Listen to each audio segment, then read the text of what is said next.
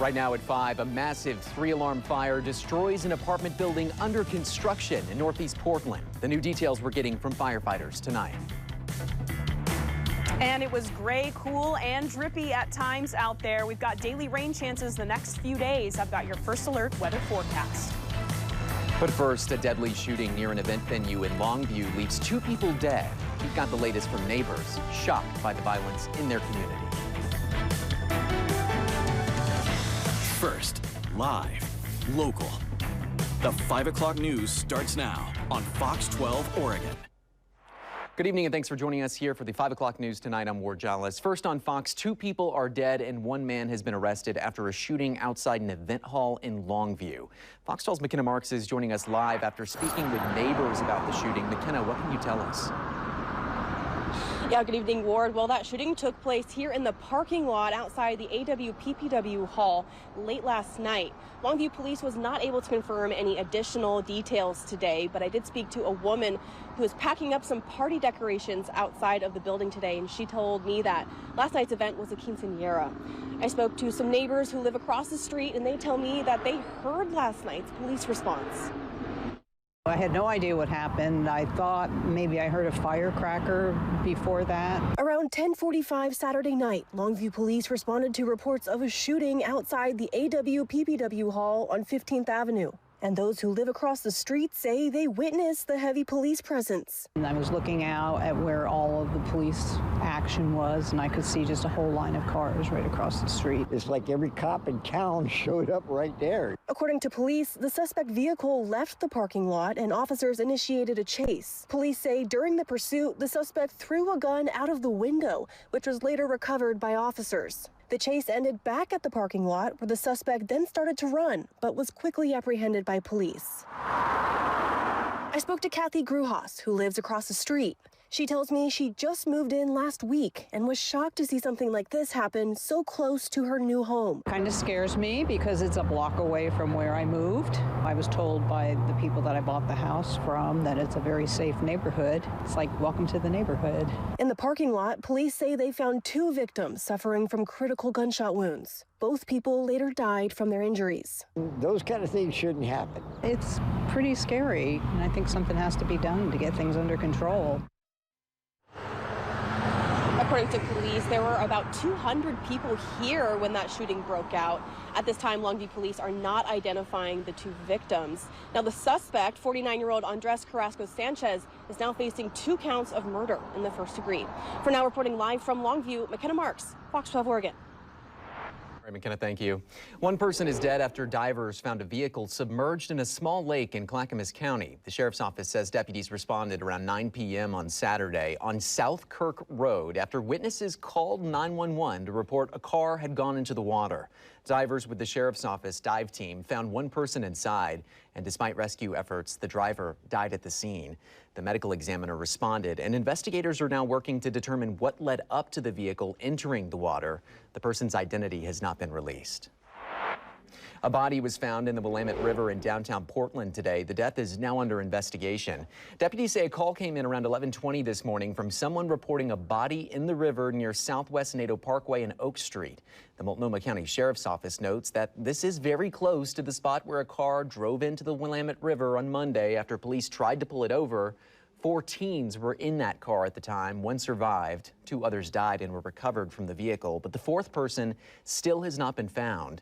Investigators say the body will now be taken to the medical examiner for an autopsy to determine the cause of death and confirm identity. New details tonight on a massive fire in Northeast Portland late last night. Take a look. You can see the flames shooting at least 15 feet into the air with a thick column of black smoke. Portland fire crews rushed to the complex at Northeast 100th Avenue and Burnside just before 10:45 last night. The fire was mainly contained to a single-story section of the building they say is still under construction. However, the flames were so massive they had to call a second and eventually a 3rd alarm to bring nearly 100 firefighters to the scene. They had it mostly out within an hour, and they were able to save part of the structure. No one was hurt, and the cause is still under investigation. Vancouver police arrested a man after a tense standoff at an apartment complex near I-5 yesterday. Police were called to the Hudson Apartments on East 13th Street around 2:30 in the afternoon. Someone reported that another resident had pointed a gun at them before retreating into an apartment. Because the complex is so close to the freeway, officers shut down southbound I-5 lanes during the standoff. After hours of negotiations, SWAT took 58-year-old Terry Myers into custody. Police say a search of the apartment turned up several firearms. Myers is in jail facing assault charges. No deal. That's the word from the president, or from the vice president, I should say, after negotiations between the United States and Iran wrapped up in Islamabad, Pakistan. The vice president said the talks lasted 21 hours. He said while the two sides had a number of good discussions, it did not result in an agreement to end the current conflict. Vance says one of the main sticking points is over Iran's nuclear ambitions. The vice president said Iran did not commit to forego building a nuclear weapon in the future. He went on to say the U.S. delegation is leaving Islamabad after giving Iran a final and best offer.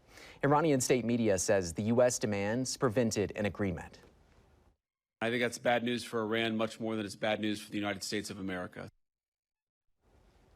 After the break, down of talks, the U.S. Navy will begin blockading ships in the Strait of Hormuz. In a social media post early this morning, President Trump said that the U.S. will start intercepting every vessel that has paid a toll to Iran.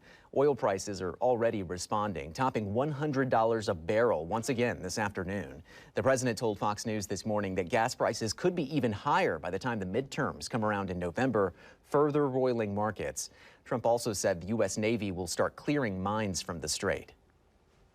And Trump also warned that, quote, any Iranian who fires at U.S. or peaceful vessels will be, quote, blown to hell. It's unclear whether another round of talks will happen before the current ceasefire is slated to end next week. On Fox News Sunday, Trump predicted that Iran would return to the negotiation table while warning that he could, quote, take out Iran in one day. Celebrations are underway in Hungary after far-right Prime Minister Viktor Orban conceded defeat to opposition leader Peter Magyar in a major parliamentary election.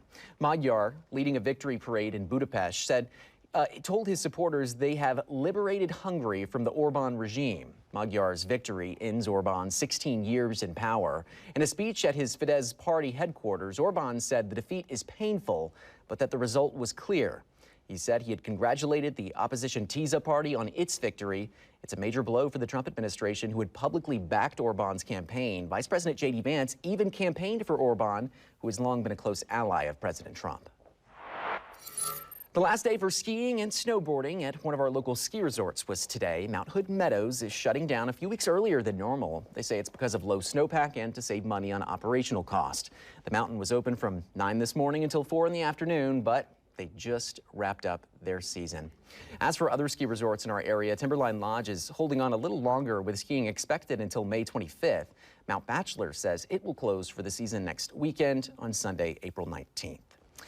Fox 12 meteorologist Camilla Ortiz joins me in studio here tonight. And Camilla, no surprise here, the ski season has really been pretty bad. It has been. Really all over Mount Hood and across the American West, honestly. Right. It's been kind of a wide-ranging issue. Yeah, it has. And we're definitely watching to see what that's going to mean heading into summertime and, of course, wildfire season. So today it's just kind of been gray, cool, drippy. This is the view out in Seaside. Current temperature there, 52 degrees. We're also seeing some drips on our Maryhill tasting room and bistro camera there in Vancouver. It hasn't been wet all day, though. We did get, decent bit of dry time. Again, it's just been gray and cool. So pulling up our radar, you can see kind of a renewed batch of showers pushing inland, kind of right over the I-5 corridor at the moment. Zooming in a little bit closer.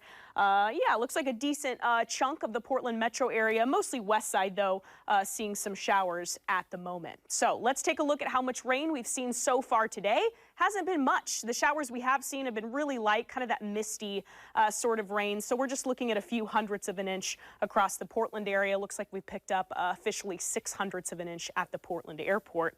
It has been cool. We figured we'd at least get into the upper 50s today, but not the case. Staying in the mid 50s. We've hit 55 at the Portland airport, so a little bit cooler than average. You can see average is closer to 60, 61 degrees. So tonight, mainly dry, just a shower or two in the metro area. You can see low temperatures here, going to be staying quite mild in the mid to upper 40s. And here's what we're looking at for the forecast. Cooler this week, highs staying in the 50s. Some rain. We think wettest time period will be Tuesday afternoon through early Wednesday, and we're watching for another chance to see some rumbles of thunder, possibly midweek. So I'll have more details coming up in just a bit. All right, Camilla, thank you. The Trailblazers have a huge game tonight that determines how hard their path to the NBA playoffs will be. They'll tip off against the Sacramento Kings in less than a half hour at Moda Center. If the Blazers win, or if they lose and the LA Clippers lose to Golden State, they'll clinch the 8th seed in the Western Conference. That means they'd play in Phoenix Tuesday night against the Suns in the play-in tournament. The winner of that game would advance to a first-round playoff series against the San Antonio Spurs. But if the Blazers lose and the Clippers win, they'd be the 9th seed, and they'd have to win 2 games in a row to make the playoffs, starting with one Wednesday night against the Warriors at Moda Center. So the stakes are high tonight. Sports director Nick Krupke will have a complete wrap of the game and what comes next on the 10 o'clock news. Meanwhile, the Portland Fire are making last-minute preparations for tomorrow's big WNBA draft. They have the 7th pick in the first round and then picks 17 and 37 in the second and third rounds. This weekend, the team already made their first signings in free agency, locking down their first expansion draft pick, Bridget Carlton. She's a sharpshooter who played a big role for the Minnesota Lynx last season and helped propel them to the WNBA Finals. They also signed Carlton's former teammate, Carly Samuelson. The 6-foot guard has played for 3 teams over her 8 years in the W. She also was the 2024 Euro Cup Finals MVP. Samuelson sent out her first message to the Rose City on the Fire's social media accounts today. Hey Fire fans, it's Carly here. I can't wait to get out to Portland. I know you all, and me included, have been waiting for free agency to go down and for season to start, so I just can't wait to get up there, meet my new teammates, and get to work. I'll see you guys soon. And just this afternoon, the Fire announced they've signed center Megan Gustafson. She's a 2025 WNBA champion with the Las Vegas Aces. Meanwhile, a number of new Portland Fire players will be at the team's WNBA Draft Watch Party. That's at Moda Center tomorrow afternoon. The doors open at 3 o'clock and the draft starts at 4. And of course, we'll have live coverage on the 4 o'clock news and throughout the evening. The 5 o'clock news is just getting started. Coming up, it was match day in Soccer City as the Timbers took on LAFC. We've got the latest on the Western Conference matchup that kicked off yesterday in Goose Hollow. You're watching the 5 o'clock news. First, live, local,